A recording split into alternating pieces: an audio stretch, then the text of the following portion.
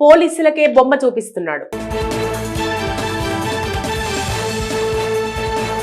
Court ఆదేశాలతో 3 కేసులకు సంబంధించి ఐబొమ్మ రవిని మరోసారి కస్టడీలోకి తీసుకున్న పోలీసులకు ఐబొమ్మ రవి తీరు చికాకు తెప్పిస్తున్నట్టుగా తెలుస్తోంది.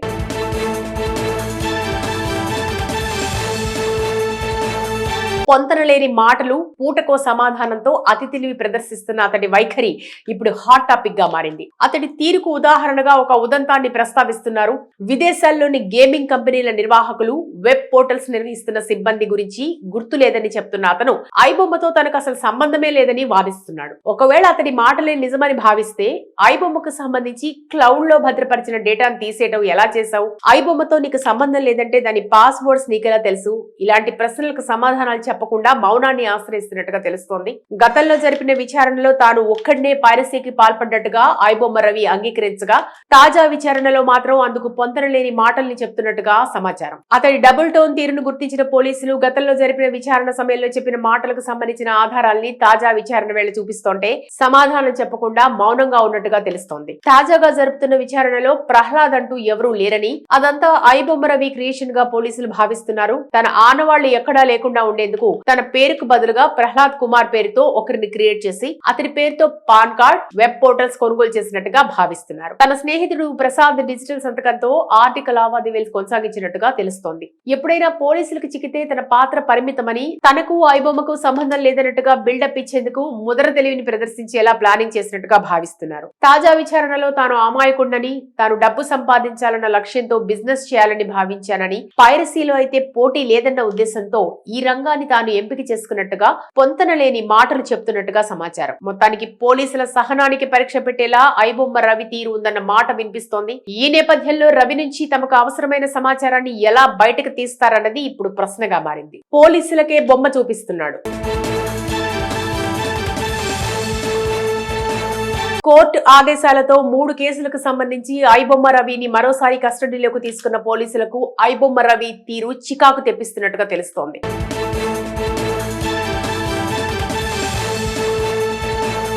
పొంతనలేని మాటలు, పూటకో సమాధానంతో అతి తెలివి ప్రదర్శిస్తున్న అతడి వైఖరి ఇప్పుడు హాట్ టాపిక్ గా మారింది. అతడి తీరుకు ఉదాహరణగా ఒక ఉదంతాన్ని ప్రస్తావిస్తున్నారు.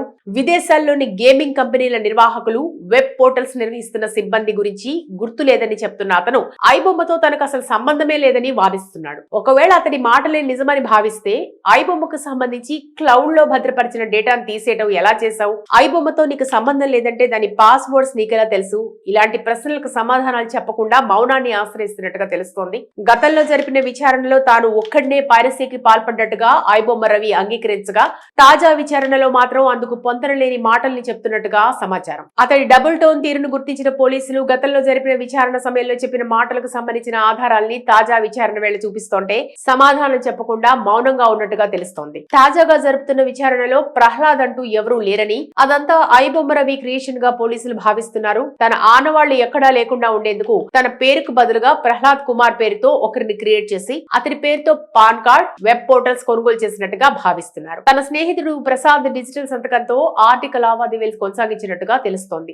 ఎప్పుడైనా పోలీసులకు చిక్కితే తన పాత్ర పరిమితమని, తనకు ఐబొమ్మకు సంబంధం లేదన్నట్టుగా బిల్డప్ ఇచ్చేందుకు ముదర తెలివిని ప్రదర్శించేలా ప్లానింగ్ చేసినట్టుగా భావిస్తున్నారు. తాజా విచారణలో తాను అమాయకుండని, తాను డబ్బు సంపాదించాలన్న లక్ష్యంతో బిజినెస్ చేయాలని భావించానని, పైరసీలో అయితే పోటీ లేదన్న ఉద్దేశంతో ఈ రంగాన్ని తాను ఎంపిక చేసుకున్నట్టుగా పొంతనలేని మాటలు చెప్తున్నట్టుగా సమాచారం. మొత్తానికి పోలీసుల సహనానికి పరీక్ష పెట్టేలా ఐబొమ్మ రవి తీరు ఉందన్న మాట వినిపిస్తోంది. ఈ నేపథ్యంలో రవి నుంచి తమకు అవసరమైన సమాచారాన్ని ఎలా బయటకు తీస్తారన్నది ఇప్పుడు ప్రశ్నగా మారింది. పోలీసులకే బొమ్మ చూపిస్తున్నాడు.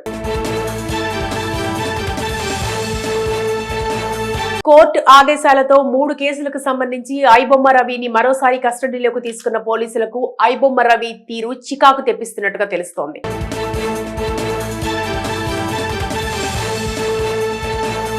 పొంతనలేని మాటలు, పూటకో సమాధానంతో అతి తెలివి ప్రదర్శిస్తున్న అతడి వైఖరి ఇప్పుడు హాట్ టాపిక్ గా మారింది. అతడి తీరుకు ఉదాహరణగా ఒక ఉదంతాన్ని ప్రస్తావిస్తున్నారు. విదేశాల్లోని గేమింగ్ కంపెనీల నిర్వాహకులు, వెబ్ పోర్టల్స్ నిర్వహిస్తున్న సిబ్బంది గురించి గుర్తు లేదని చెప్తున్న అతను ఐబొమ్మతో తనకు అసలు సంబంధమే లేదని వాదిస్తున్నాడు. ఒకవేళ అతడి మాటలే నిజమని భావిస్తే ఐబొమ్మకు సంబంధించి క్లౌడ్ లో భద్రపరిచిన డేటాను తీసేయడం ఎలా చేశావు? ఐబొమ్మతో నీకు సంబంధం లేదంటే దాని పాస్వర్డ్స్ నీకెలా తెలుసు? ఇలాంటి ప్రశ్నలకు సమాధానాలు చెప్పకుండా మౌనాన్ని ఆశ్రయిస్తున్నట్టుగా తెలుస్తోంది.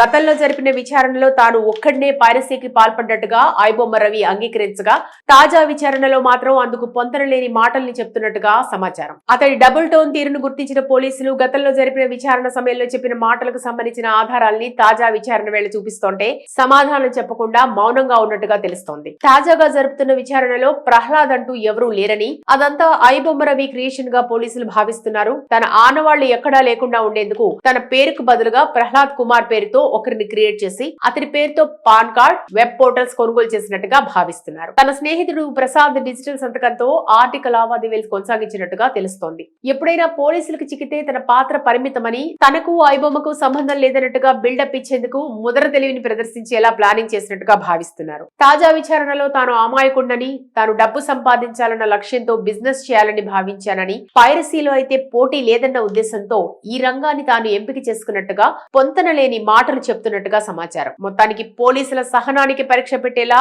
ఐబొమ్మ రవి తీరు ఉందన్న మాట వినిపిస్తోంది. ఈ నేపథ్యంలో రవి నుంచి తమకు అవసరమైన సమాచారాన్ని ఎలా బయటకు తీస్తారన్నది ఇప్పుడు ప్రశ్నగా మారింది.